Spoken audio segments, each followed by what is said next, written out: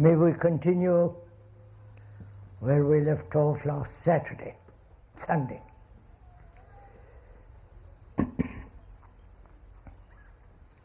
We were talking about the right kind of relationship.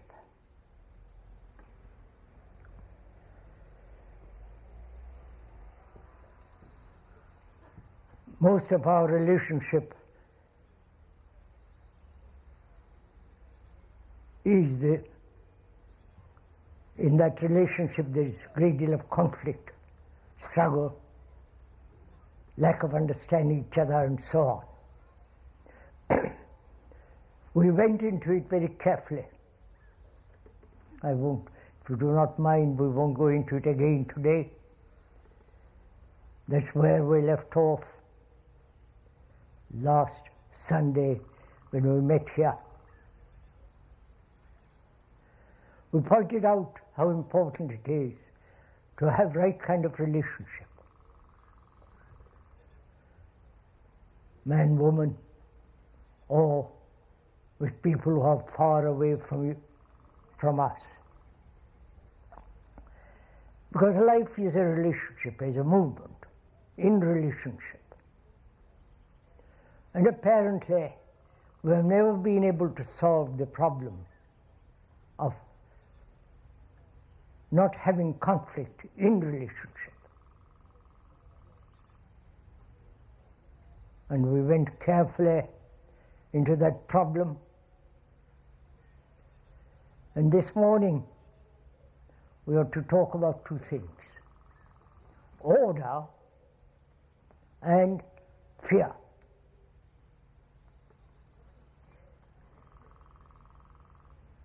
What is order? That word has a great deal of significance. Order from a general to his soldiers, order, ecclesiastic order, monastic order, order in one's house, order in the garden, and so on.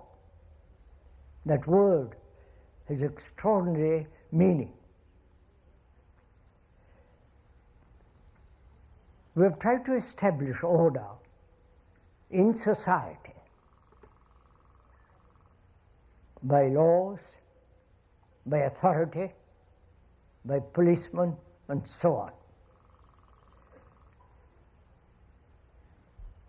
Society, the thing in which we are caught, is created by each one of us, by our parents, past generations.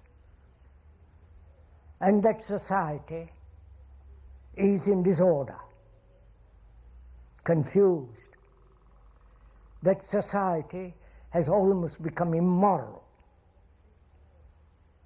That society is breeding wars. Enormous sums are spent on armaments. In that society there is division, conflict. There is the totalitarian society and the so-called democratic society. Whether it is the totalitarian or democratic, there is still disorder, confusion. Each individual asserting himself aggressively against others. And so there is general disorder.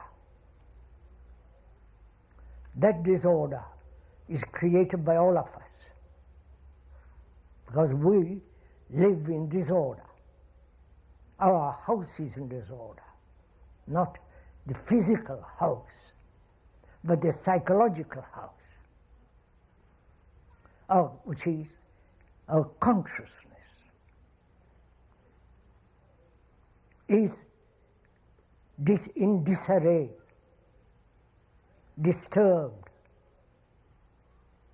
broken up, contradictory. If one may point out, this is not an entertainment, intellectual or otherwise. We are talking about human problems. And this, if I may again point out, this is not a lecture.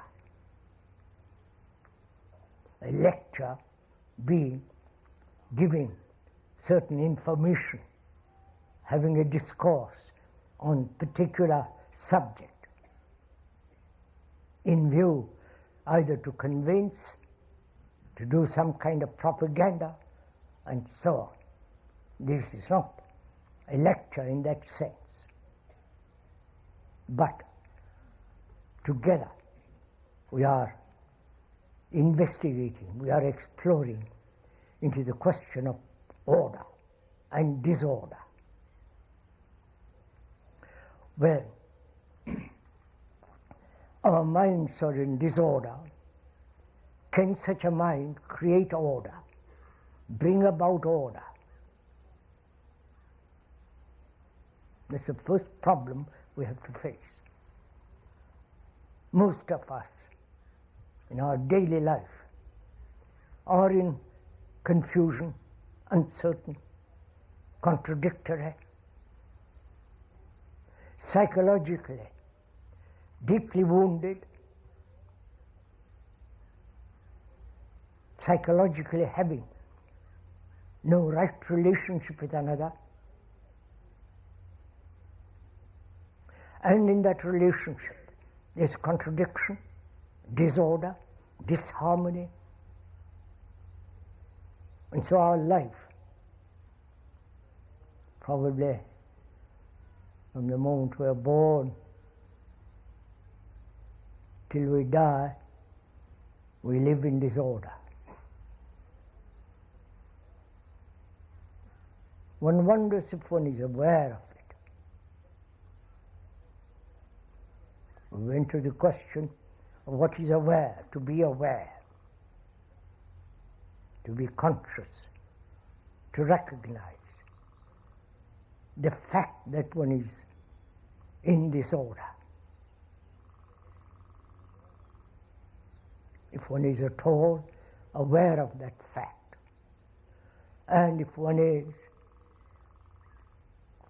do we escape from it, seeking a solution, or accept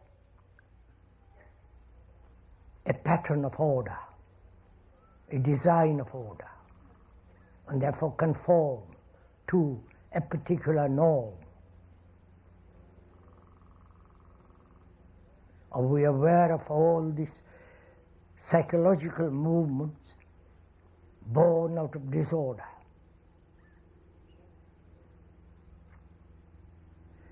And how does this disorder come about? Why, after so many millennia upon millennia, we live in psychologically in disorder, and therefore outwardly in disorder?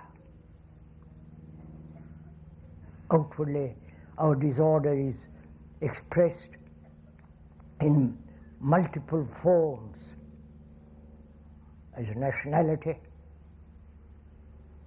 division among people, religious divisions,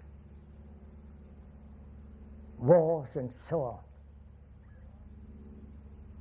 So, we're asking, is it possible to be free of this disorder, the ending of disorder, and therefore, and the very ending is order. Order is virtue.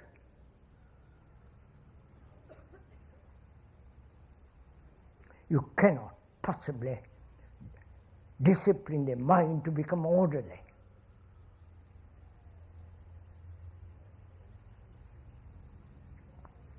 Because the entity who desires order, that entity himself is the result of confusion. And therefore whatever order he creates must bring about disorder. I hope we're all serious this morning. It's not, as we pointed out over and over again, this is a serious affair. Life is becoming so terribly dangerous, uncertain. It's an actuality. And any serious person concerned with the whole problem of living must question all this. How does disorder come about? What is the root of it?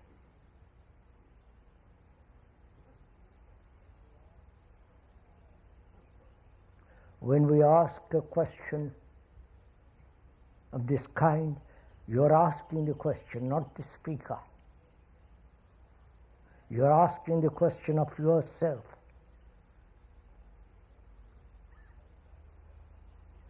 And trying to find out the root of this disorder.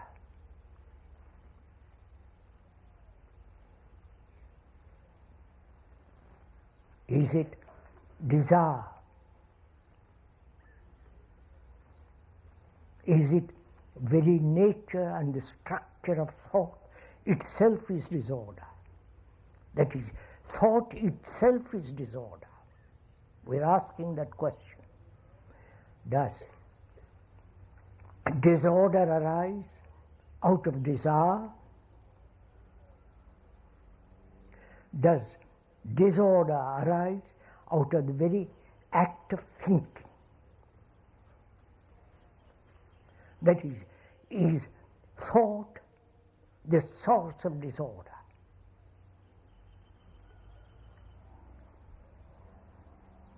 Probably most of us have not even asked such a question. We accept and live in disorder.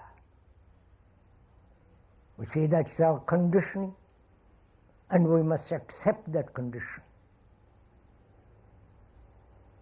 And so we become used to disorder, accept it, and trying to modify it. But we never ask of ourselves why we live in disorder, psychologically, inwardly, within the skin, as it were. And what is the root of it? The very substance that brings about disorder.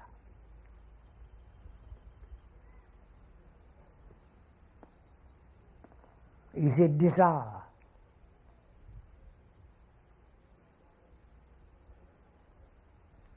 Desire in itself is contradictory. Wanting one thing and resisting something else.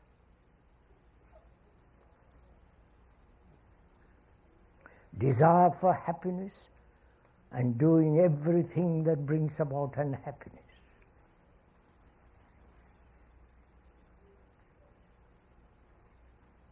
Pursuing pleasure, the desire for pleasure, and that very desire creates disharmony.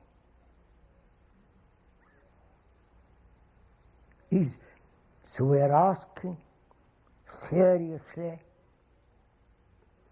is desire itself the root, the origin, the beginning of disorder?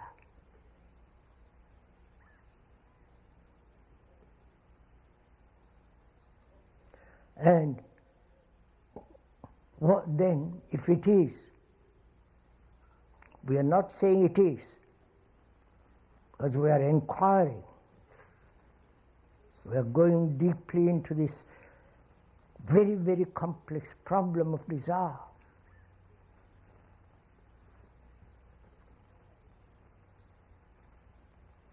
Desire is has great energy, drive.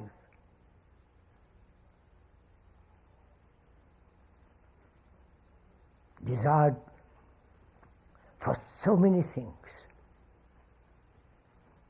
for power, position, for wealth, for freedom, for heaven. Desire to live happily, comfortably. And this desire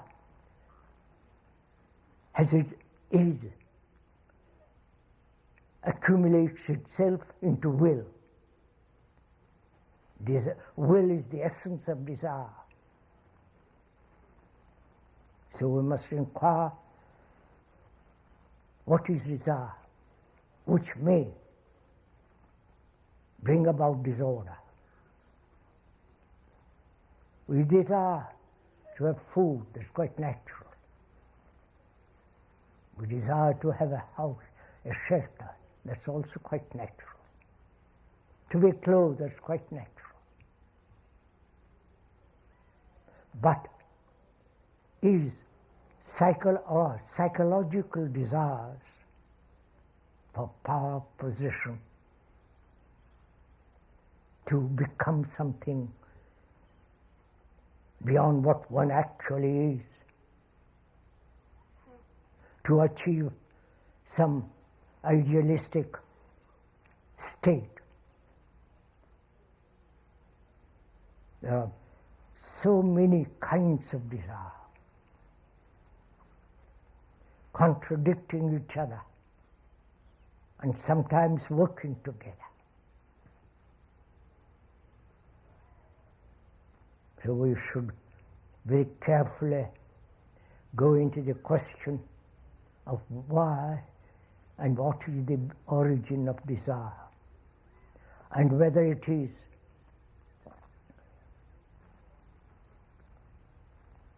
brings about disorder. Please, we are not telling you what desire is,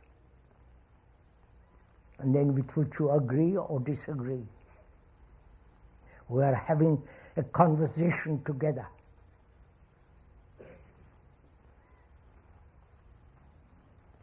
We are having, as two friends talking over together, the very, very complex problem of desire. So you are inquiring, not the speaker.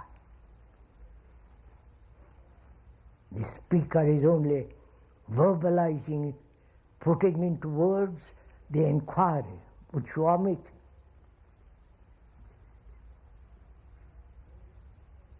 And if your brain is not active, merely listening to what is being said, then it's a verbal communication which has very little meaning. Explanations are not the actuality. The speaker may explain very carefully, as is going to very in detail. But those explanations are verbal, have no meaning. But the verbal explanations are means of your own discovery which the speaker is putting into words. I hope this is perfectly clear. That the speaker is not conveying certain ideas, certain conclusions, but rather together we are observing the whole movement of desire, the nature of it, the inwardness of it, the origin of the beginning of desire.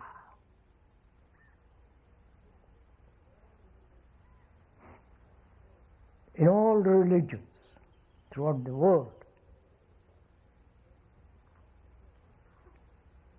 Organized religions.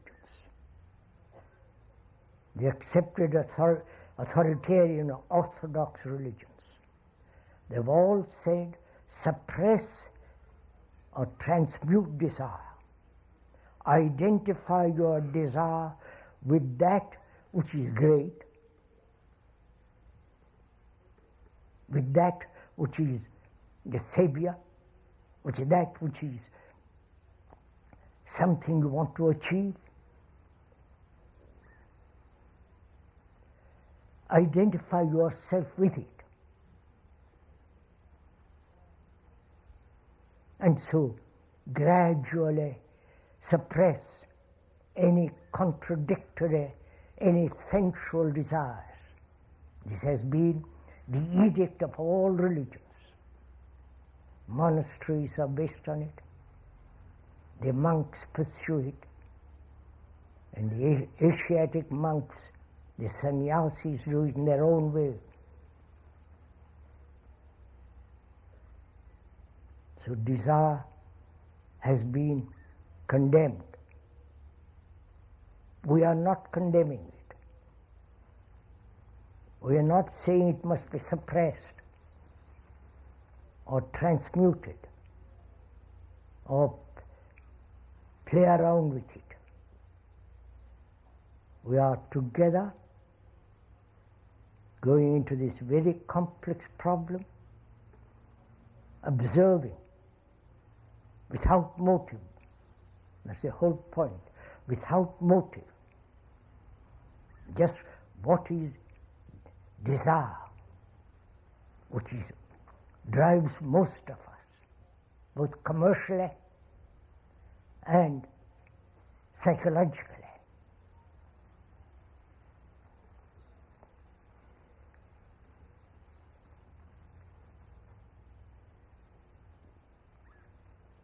Please don't wait for me to think it out and explain. If you are serious, you are going to go into this. Because we have to find out, if we can, whether it's possible to live an orderly, sane, rational, a holy life. Not this conflicting, destructive, warlike existence. So what is desire? Why has it such enormous power in our lives?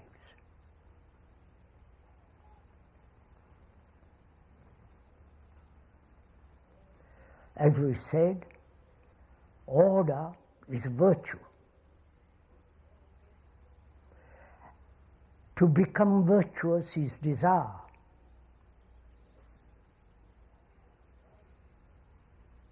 To have values established is a form of desire.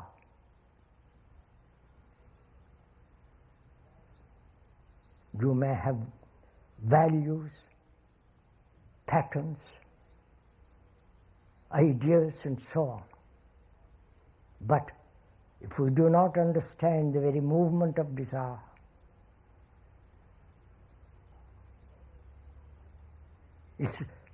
whether it's contradictory, whether it's the origin of disorder, we must inquire very, very deeply what is desire.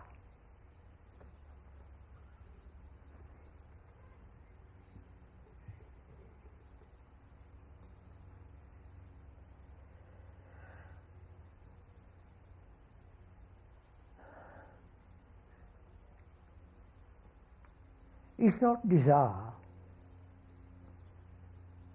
born out of sensation?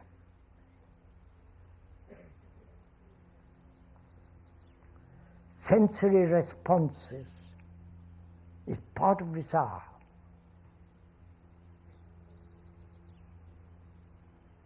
Sensation, that is, through observation, through optical perception, seeing, then contact, then sensation. Right? One sees a beautiful house, a lovely garden, and that very seeing brings about a sensation. From that sensation, the desire to own that house. Right? That is, the seeing, then the contact, then from that physical contact, sensation. This is obvious, right? Can we go on from there? You see a woman or a man who is nice looking, especially as it's advertised in this country.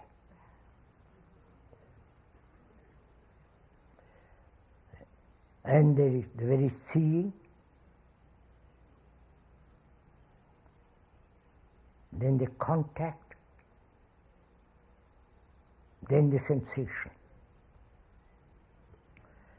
Then, please watch carefully yourself, then thought creates the image. Then, when thought creates the image, then desire arises.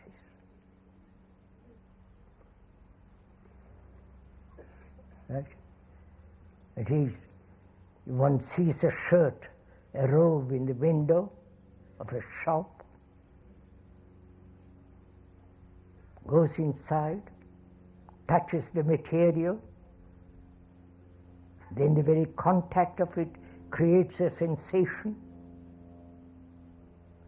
Then thought says how nice that shirt or robe would look on me. At that moment, desire begins. Have you understood this? Have we understood this clearly? That thought with its image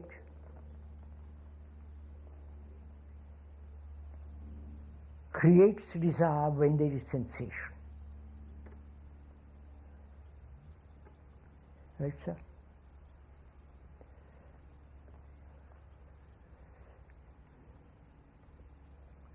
Are we together in this?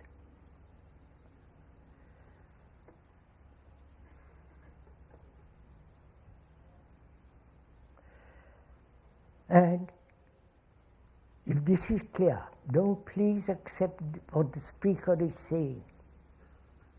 It may totally be wrong. But carefully look at this movement of desire, so that you yourself discover for yourself the whole nature of desire, how it begins, and whether disciplining desire is not the very act of confusion, disorder. Do you understand all this? Because in this, there is the entity who controls desire, the entity who is separate from desire. Is desire itself not the observer who wishes to change what he observes? I wonder if you feel all this.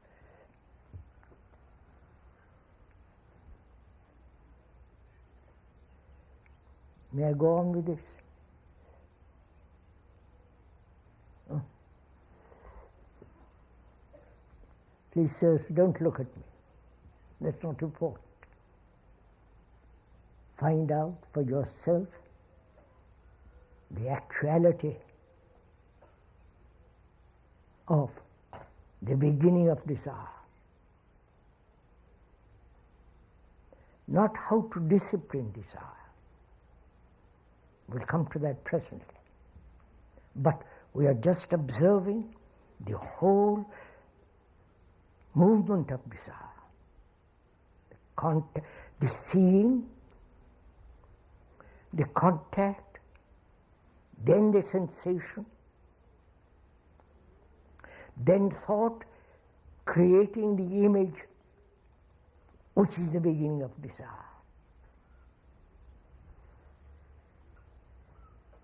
I see your beautiful shirt, good material, well made. Then, if you'll allow me to touch it, there is certain sensation out of my the sensory responses. Then, I want that shirt. Thought says how nice it would look on me with that shirt. That thought creating the image of me in that shirt is the beginning of desire. Clear?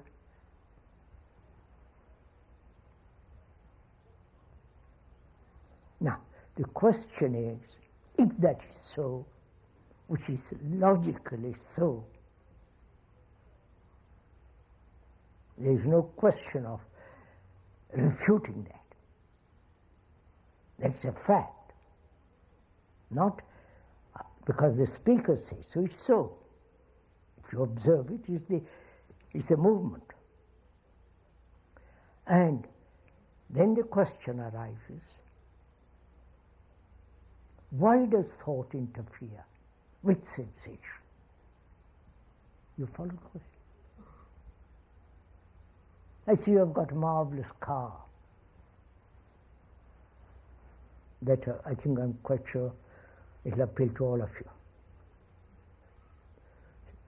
Highly polished car.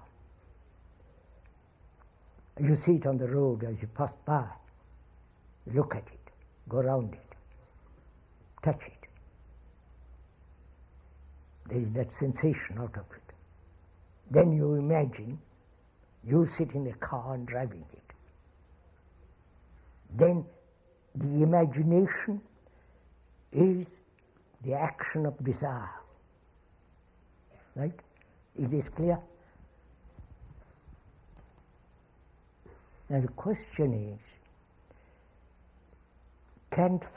is it possible for thought not to interfere with its imagination? See the car, the sensation, and not allow, thought creating the image of you being in there. You understand? That requires intense alertness, watchfulness.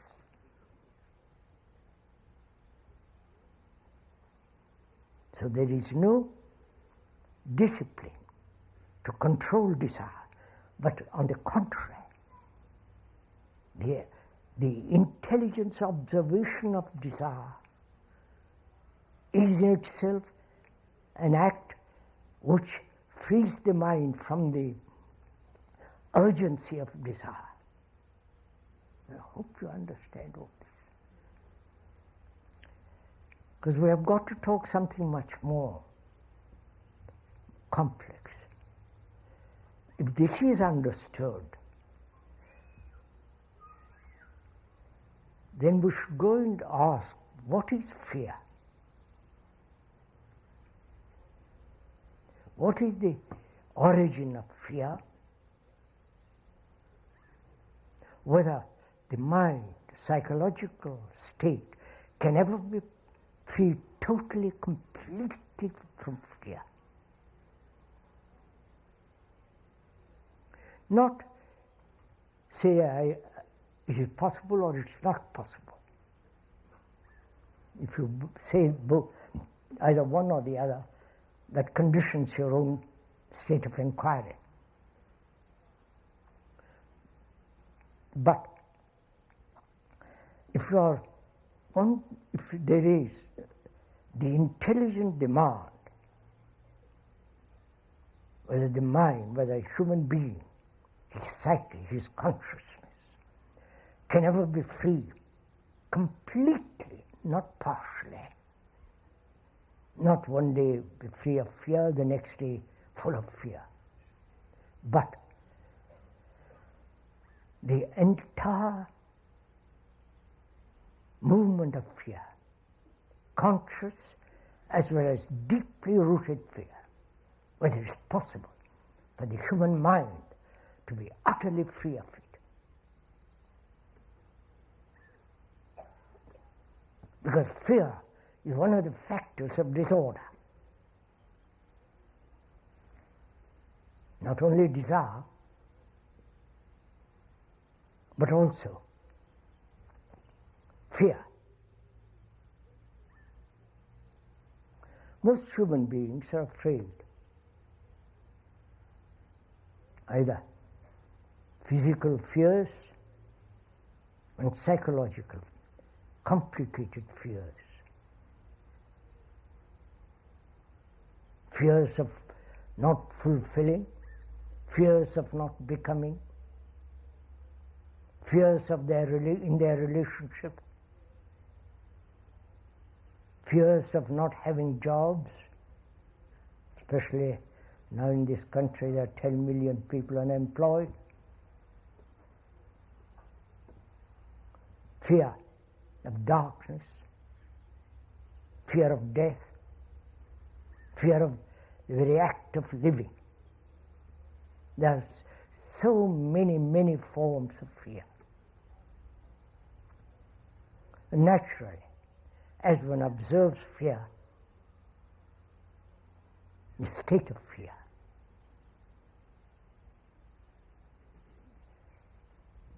as one goes into it, you can see how fear creates disorder. Fear of being secure and not being secure. Fear of the past, fear of the present, fear of the future. Which we all know. Most of us have experienced some kind of fear or not.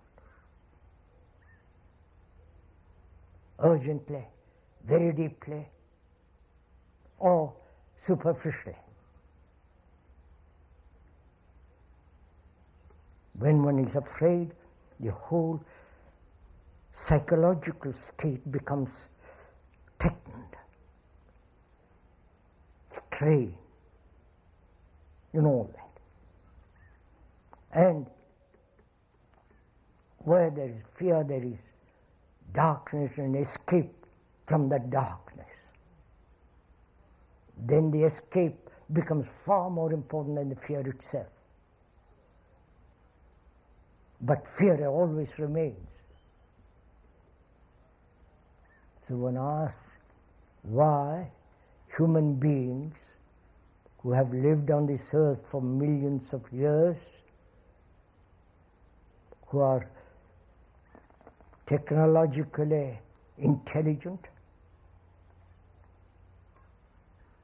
why they have not applied their intelligence to be free from this very complex problem of fear.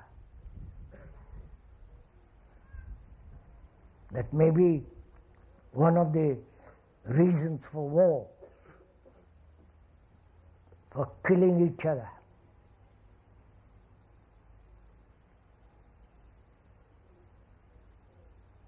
And religions throughout the world have not solved the problem. Neither gurus, nor the saviors, nor ideals. So it is very clear, no outside agency, however elevated, however made popular by propaganda, no outside agency can ever possibly solve this problem of human fear.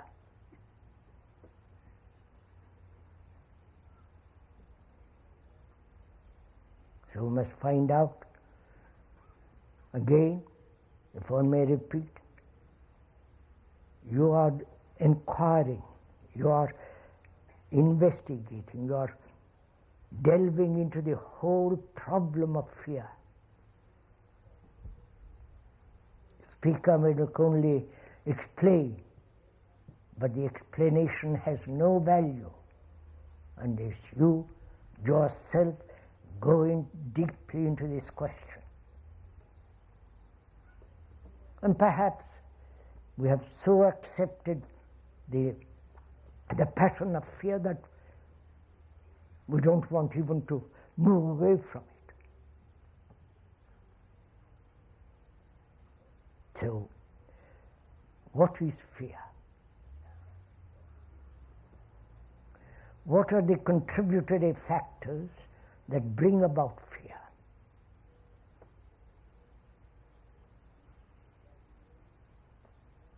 Like many small streams,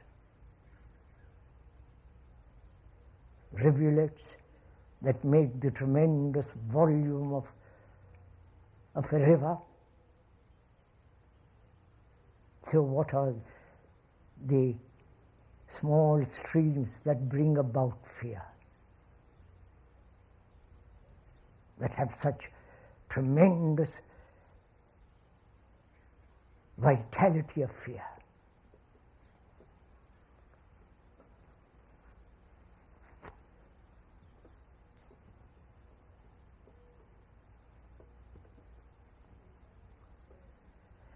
Is one of the causes of fear comparison.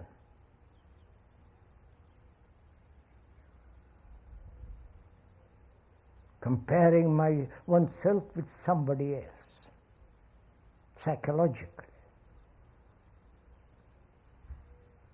Obviously it is.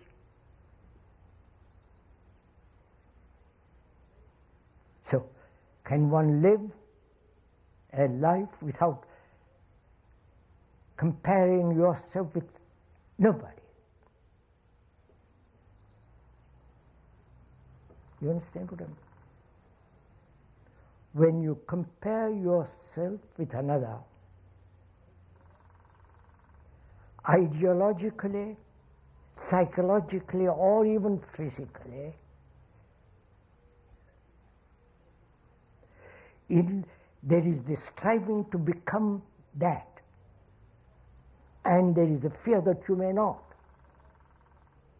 There is the desire to fulfill, and you may not be able to fulfill. You understand? Where there is comparison, there must be fear.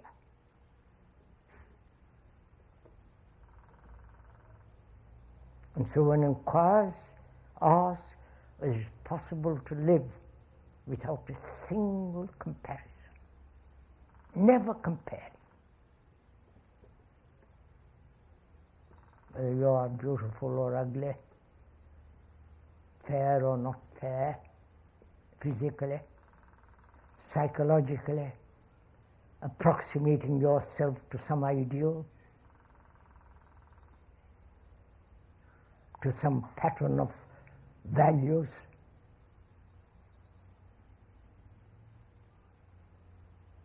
There is this constant comparison going on.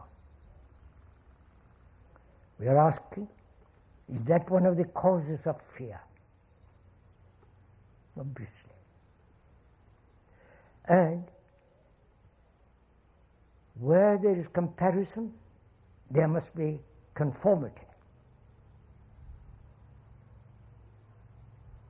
There must be imitation inwardly. So we are asking, is comparison,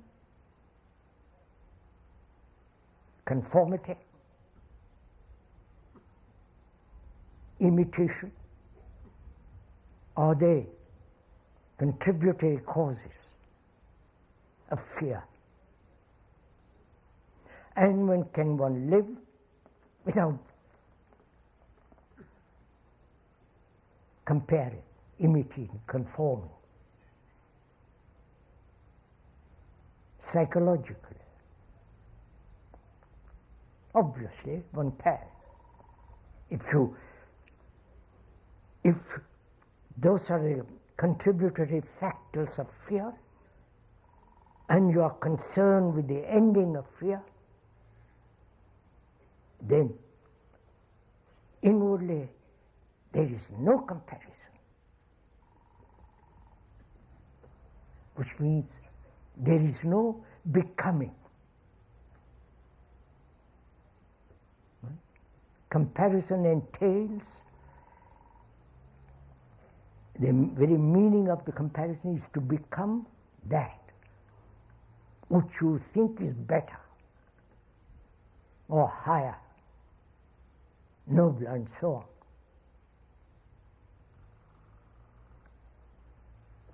So, comparison, imitation, conformity, which is becoming, is that one of the factors, or the factors of fear.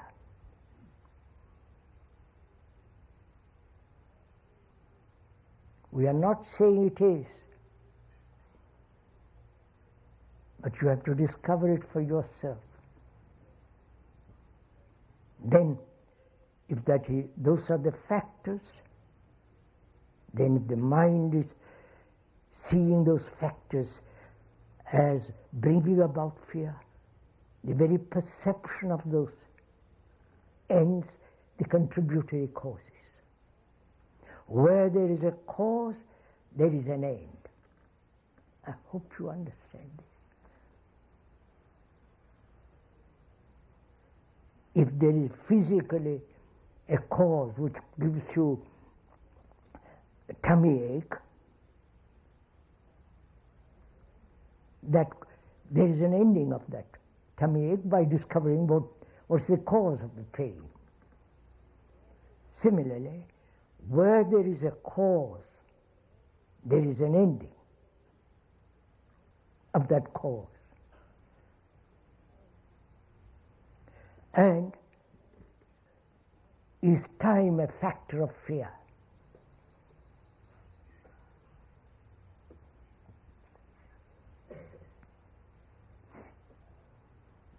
That is, time as of the things or incidents or happenings that have taken place in the past, or that might happen in the future,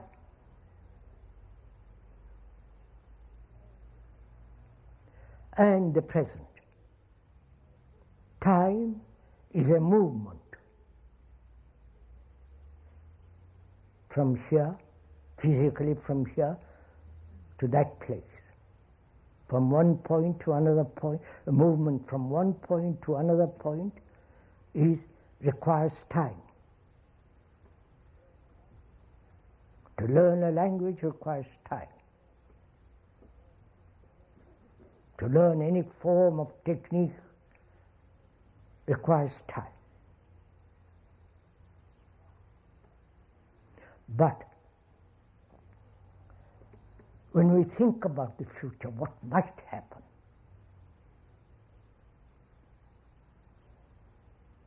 I have a job, I might lose it. My wife might run away, leave me. Future. So is time, we are talking of not physical time, sunrise, sunset, movement of the watch, clock, chronological time, but we are talking about psychological time.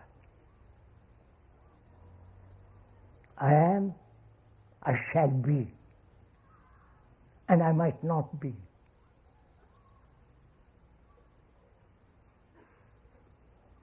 So, is time a factor of fear?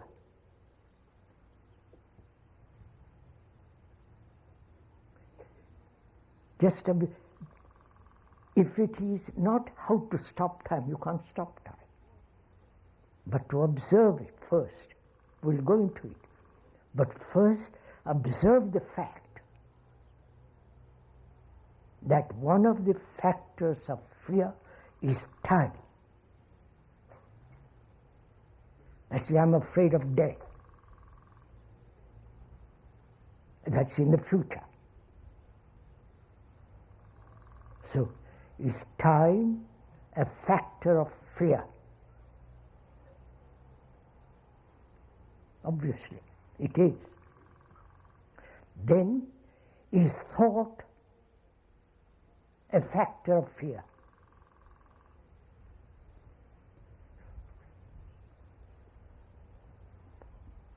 You understand all this? We said there are various contributory causes of fear. Comparison, imitation, identification.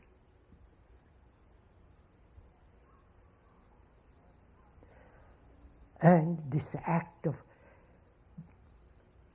becoming to something else. I am this, I must be that. And I may not be that ever. And is time a factor in the movement of fear? Obviously it is. There is a distance between now the living and the dying, a distance from this point to that point. To move from this point to that point is fear, right? Time is fear.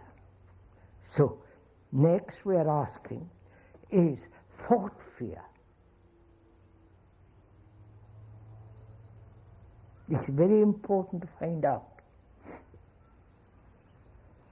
Is thought the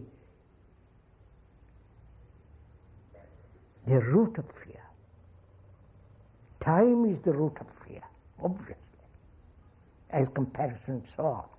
And is thought also the root of fear? So, is not time and thought, are they not together? Are you following all? Is this getting too complicated? Are you getting tired? Well, it's up to you. We're not trying to convince you of anything. We're not trying to ask you to follow the speaker. The speaker is you. The speaker is only pointing out the nature of fear. If you don't see it for yourself, either your mind is dull because you have drunk too much last night, smoked too much, indulged in various forms of entertainment, sexual or otherwise. So your mind, your capacity, your energy is lacking. Therefore you just listen. As a form of verbal entertainment which will not affect your life. But if you are serious, if your brain is active, not just romantically watching the trees and, playing with words. If you are really demanding to find out, then you have to apply. Application means looking at it actually now. Probably sitting here quietly under the trees, you may not be afraid. But there is the fear is going on unconsciously, deeply, whether you are aware of it or not now. So we have said time becoming, comparison with all the implications of them, are the factors of fear. And we're asking now whether thought itself is not one of the factors, or perhaps the very major factor of fear.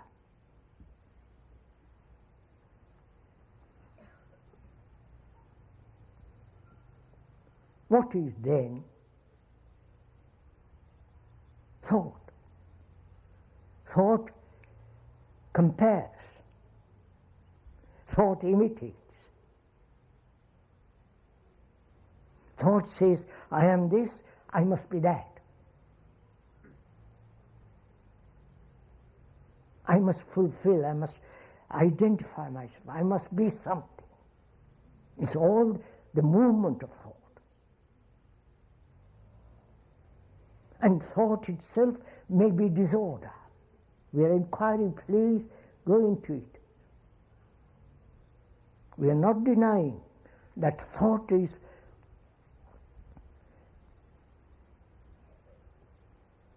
must be controlled. We are not trying to point out.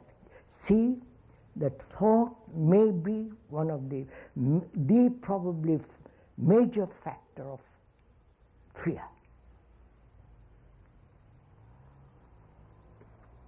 I was healthy last year, and I am not this year, but I hope to be perfect health next year.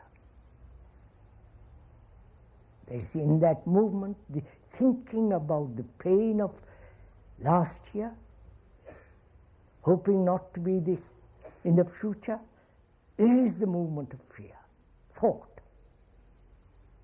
Right? So what is thought?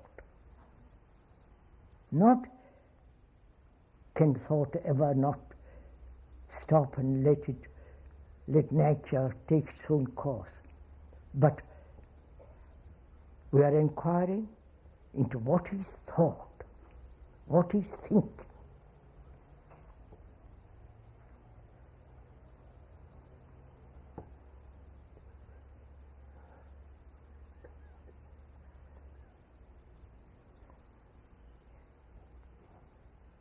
There are several factors in that too. Just look at it simply. When you're asked your name, you respond immediately. Why? Because you have repeated your name so often. There is no thinking about it. You may have thought about it at one time, but the constant repetition of your name is without thinking. If you're asked a complicated question, then you are searching. Thought is looking all over the place, inquiring, till you find an answer. And when you are asked a very, very complex or very question of which you have never even thought about, you say, I don't know. Right? Very few people say, I don't know. You understand? That requires a great sense of humility, not to know, which we'll go into some other time. That's not important now. So what is thinking?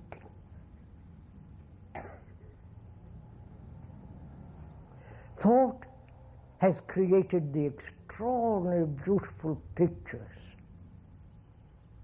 paintings, marble, stone, out of stone created something exquisite. The Pietà of Michelangelo,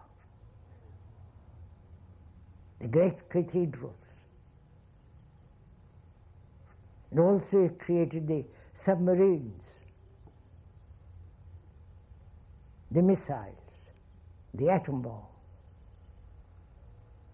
Thought has created the war, the wars, nationalities. Thought has created all the rituals, religious rituals.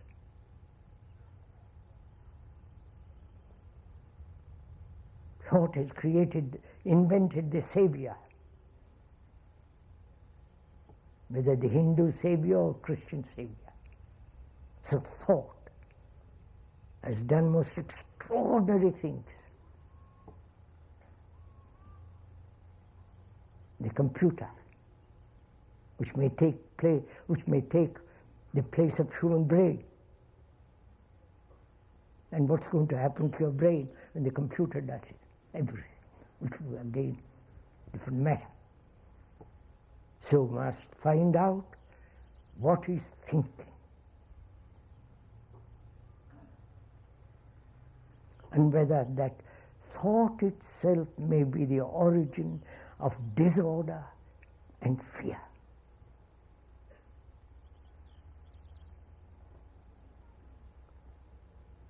We'll give such extraordinary importance to thought, to the intellectuals, to the scientists, to the people who create marvelous technological things.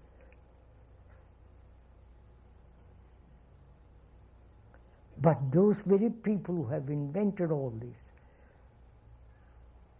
the great scientists, they themselves live in disorder. They have never possibly inquired into why thought has given such an extraordinarily important place, and why thought may be in itself the origin of disorder and fear. We're going to inquire. You are going to inquire, not the speaker. He may explain. I must repeat this over and over again. He may repeat. But if you yourself don't apply, go into it. You're sitting there listening to the speaker is utterly meaningless. It's a waste of time and your energy.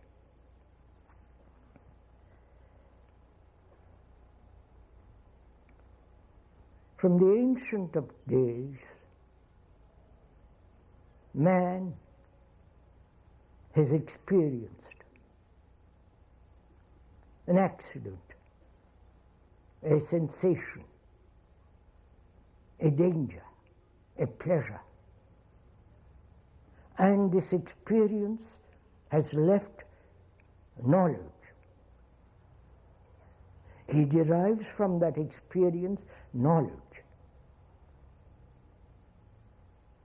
Right? That knowledge is stored in the brain as memory. And from that memory, thought arises. Right? So, thought is limited because experience is limited, knowledge is limited. So, thought is limited. Thought is a material process because experience is a material process. There is an accident in a car, and that experience is remembered, which is knowledge. The remembrance of it is pain, which is thought, right?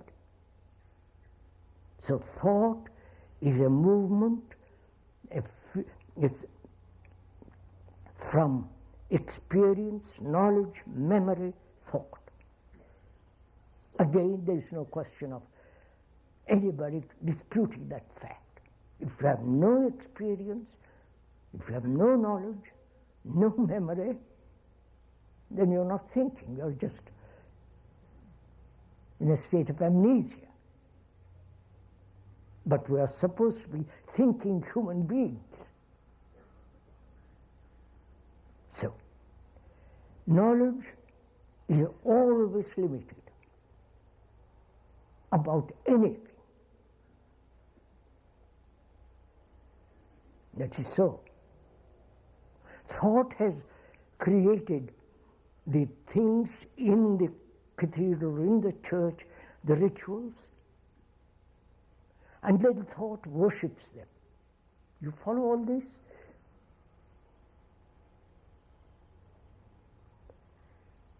Thought has created the host, all the things that you call religious activity.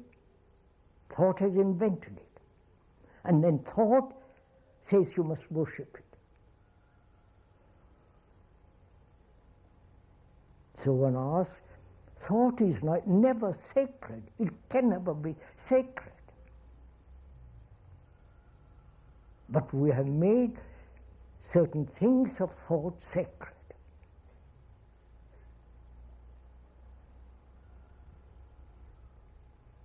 Like God is an invention of thought.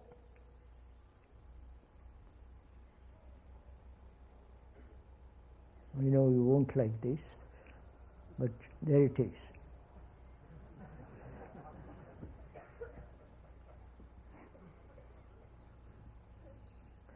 And so, is thought the beginning, origin of fear? Thinking about the future, thinking about some happiness which I have not, thinking about death.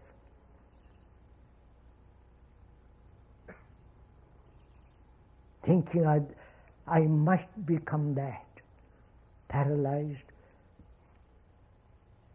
all the rest of it. I might have cancer.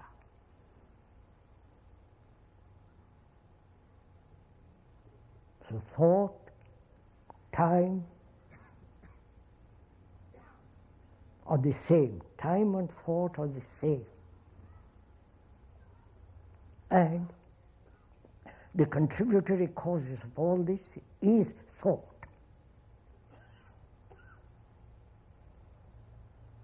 Now, the question then is, if thought is the origin of all fear, and therefore all disorder,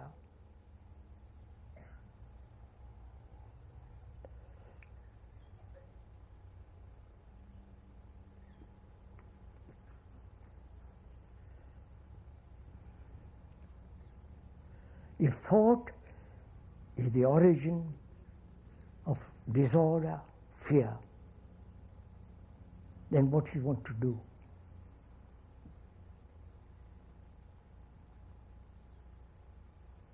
You cannot stop thinking. Thinking has its place.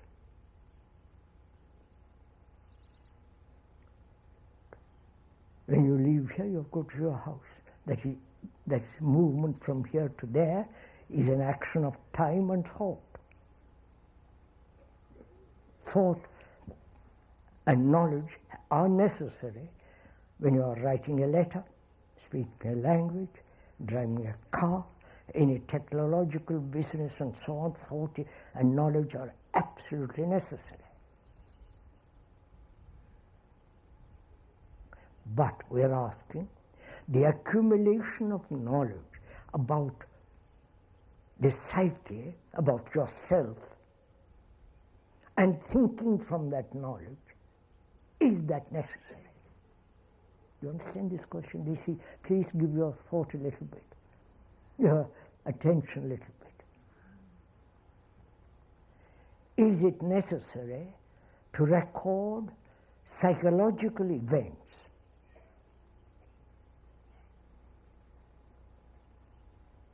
The insult, the flattery, the hurts, the contents of your consciousness, which is nationality, fear, belief, faith, rituals, habits, or the content of your consciousness, which is the psyche, which is you. can there be no psychological recording? Please ask yourself this question. Perhaps you've never asked it. Because we record.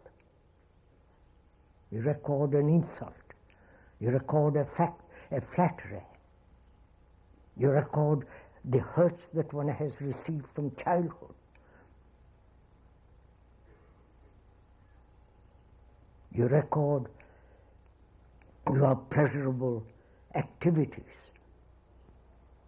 You record your fears. So, is it possible for a brain to record what is necessary, that is, learning a language, doing business, being a good carpenter and so on, engineer and so on? There you need to record everything very clearly, scientifically and so on. But is it necessary to record psychological events? You understand?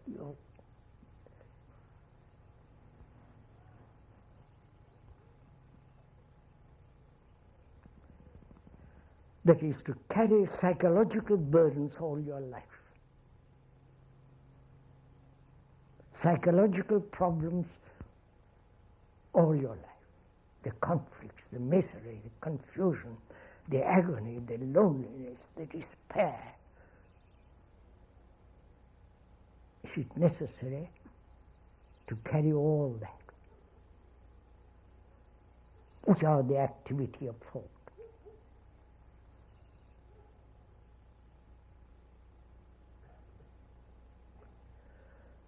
To find that out, whether it is possible not to record at all psychologically. That means to have no problem. You understand, sir? Fear is a problem to us. Order is a problem to us. Not to be something is a problem to us. Our life is a bundle of problems, both psychosomatic, physical, psychological. The whole thing, living is a problem to us.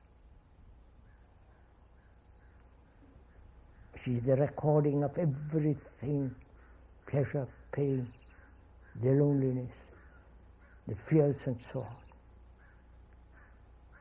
We're asking, can the brain not record the incidents of fear?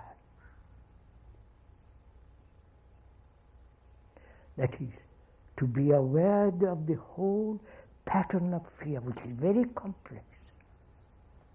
As we pointed out, it's a very complex and intricate, and one has to observe it very subtly, tentatively, sensitively. Then if you observe it carefully, is the observer different from that which he observes? What he observes is himself. The observer is the observed. Where there is a division between the observer and the observed, there is conflict. Now, if the observer, which is the past accumulation of knowledge, observing the present fear, there is a division. And then the past tries to overcome the present, control it. Whereas the thing that is observed is the observer. When that is absolutely clear, conflict ceases. Therefore, where there is the observation of fear as me. I am fear, obviously. There is no division between me and fear. I am totally fear. Not that part of me which is not fear. I am that. And when there is total perception of that, which means giving all your energy to that, there is complete cessation of fear. There is the total ending of psychological fears completely, not for a day, but it's that which is ended has a new beginning. Right, sir.